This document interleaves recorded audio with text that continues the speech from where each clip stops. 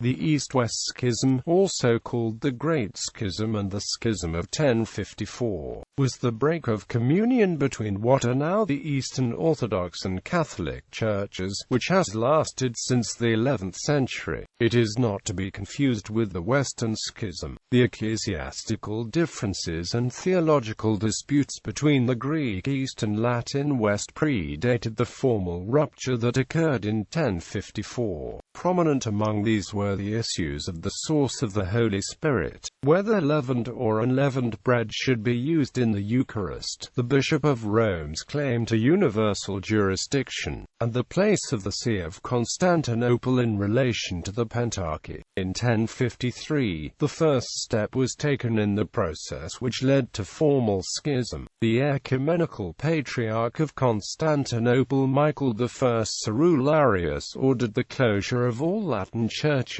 in Constantinople, in response to the Greek churches in southern Italy having been forced to either closer conform to Latin practices. According to the historian J. B. Berry, Cerularius's purpose in closing the Latin churches was to cut short any attempt at conciliation. In 1054, the papal legate sent by Leo IX travelled to Constantinople for purposes that included refusing to Cerularius the title of ecumenical patriarch, and insisting that he recognized the Pope's claim to be the head of all the churches. The main purpose of the papal legation was to seek help from the Byzantine emperor in view of the Norman conquest of southern Italy and to deal with recent attacks by Leo of Ohrid against the use of unleavened bread and other Western customs, attacks that had the support of Cerularius. Historian Axel Bayer says the legation was sent in response to two letters, one from the emperor seeking assistance in arranging a common military campaign by the Eastern and Western empires against the Normans, and the other from Cerularius.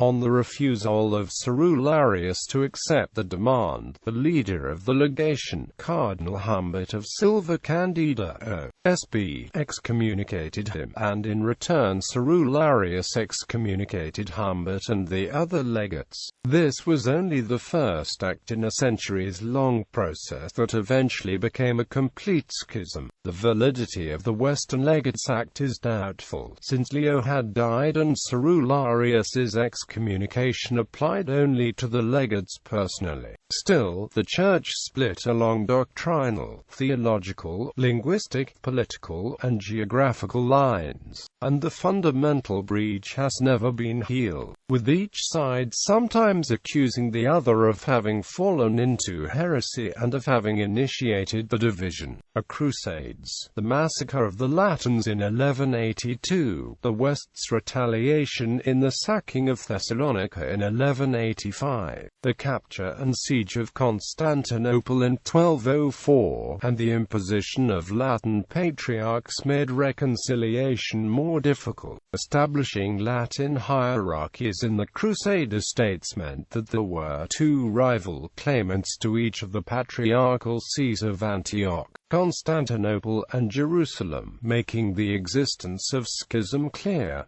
Several attempts at reconciliation did not bear fruit. In 1965, Pope Paul VI and the Ecumenical Patriarch of Constantinople Athenagoras I nullified the anathemas of 1054, although this nullification of measures taken against a few individuals was essentially a goodwill gesture and did not constitute any sort of reunion. Contacts between the two sides continue. Every year a delegation from each joins in the other's celebration of its patronal feast, Saints Peter and Paul for Rome and St. Andrew for Constantinople, and there have been a number of visits by the head of each to the other. The efforts of the ecumenical patriarchs towards reconciliation with the Catholic Church have often been the target of sharp criticism from some fellow Orthodox